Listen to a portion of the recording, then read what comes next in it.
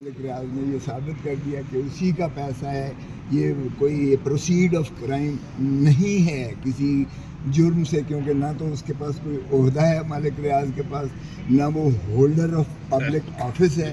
ایک business man اور فلانتھراپسٹ ہونے کے ناطہ سے وہ پیسہ جہاں بھی لے کر جا سکتا ہے، اپنا جو ہے ایسٹس خرید کیا اس نے۔ ون ہائیڈ پارک پیلس جو ہے حسن نواز سے، جو ہے محترم نواز شریف صاحب کے فرزند ارجمند سے 50 ارب روپے میں، وہ حسن نواز کو تو کوئی ملزم نہیں بناتا ہے، اور عمران خان کو پکڑ کے اندر کیا ہوا ہے۔ بہرکیف وہ اس کے بعد انہوں نے کہا کہ ٹھیک ہے جی، ملک ریاض کا چونکہ اپنا پیسہ تھا وہ واپس لے جانے کا حقدار ہے، اور چنانچہ NCA کے درمیان اور ملک ریاض کی فیملی کے درمیان معاہدہ وہاں ہوتا ہے لندن میں، اور وہ ایک اکاؤنٹ دیتے ہیں کہ اس اکاؤنٹ میں جو ہے پیسہ بھیجا جائے، اور اس کی بنیاد پر وہ ڈی فریز ہو جاتا ہے اکاؤنٹ۔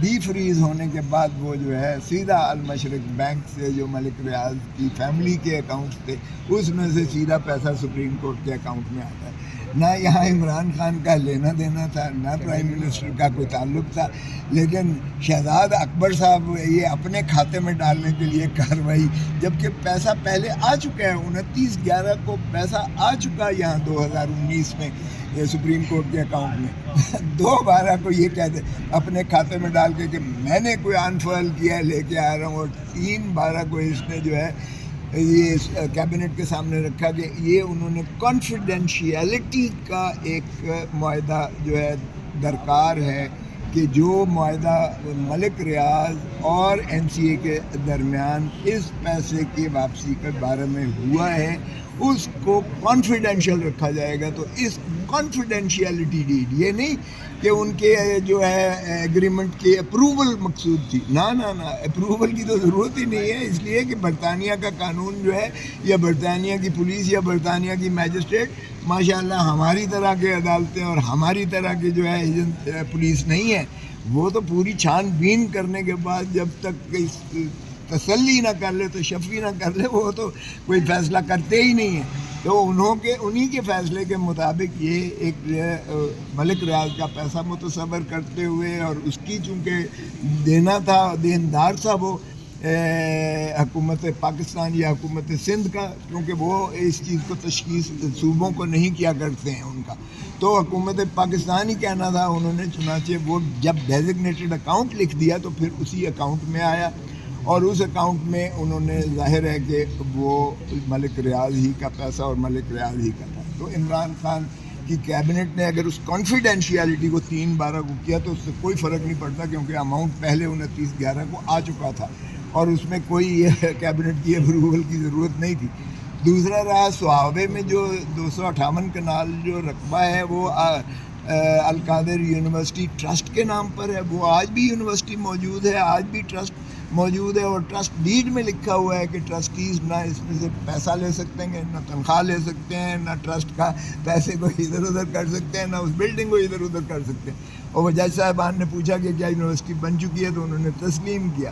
اس میں 110 طلباء مفت تعلیم حاصل کر رہے ہیں MBA کی، اور یہ گورنمنٹ کالج یونیورسٹی لاہور سے یہ ایفیلیٹڈ ہے، جو پاکستان کی بہترین یونیورسٹی ہے، اور ان کو مفت تعلیم دی جا رہی ہے۔ اس میں ان کا اپنا گواہ جو چیف فائنانس آفیسر ہے وہ کہہ گیا کہ جو ہے اس میں عمران خان یا بشرا بی بی نے ایز ٹرسٹی نہ TADA لیا ہے، نہ تنخواہ لی ہے، نہ کوئی اپنا ملازم رکھا ہے، نہ ان کا اس پیسے میں سے کوئی جو ہے ایک دھیلے کا بھی انہوں نے نہیں حاصل وصول کیا ہے۔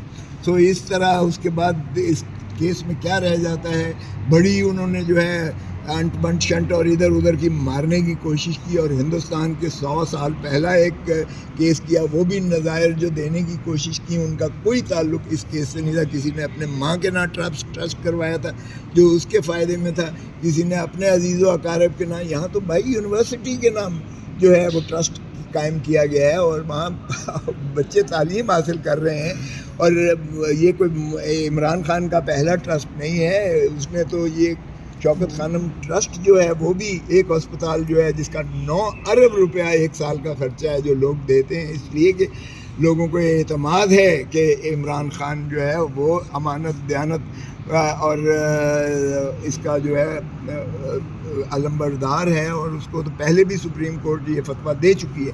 تو اس لیے میرا نہیں خیال کہ اس کیس میں باقی کچھ رہ گیا ہے باہر کا.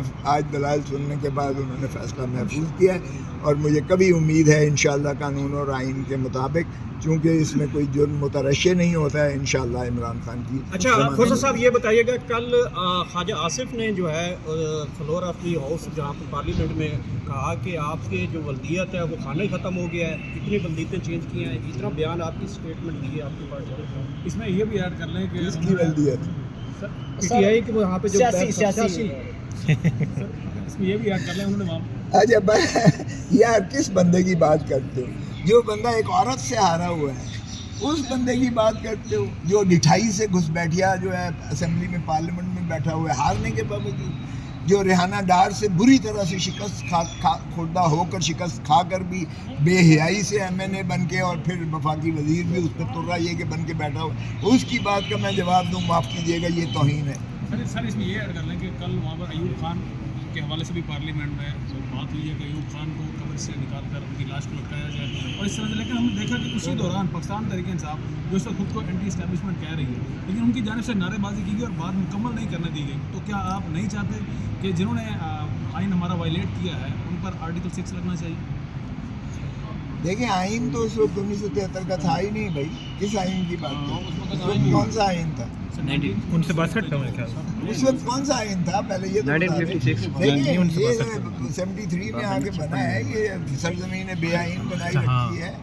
یہ جو کچھ یحییٰ خان نے کیا، پاکستان کو دولخت کیا، وہ تو گرین ریولوشن بن رہا تھا اس وقت. باہر کا میں کسی مارشل لاء کے حق میں نہیں ہوں، چاہے وہ ایوب خان نے لگایا ہو، چاہے یحییٰ خان نے لگایا ہو، چاہے جنرل پرویز مشرف نے لگایا ہو. میں تو بلا تشخیص و تمیز ہے، لیکن اس وقت معاف کیجیے گا 1973 کا آئین نہیں تھا.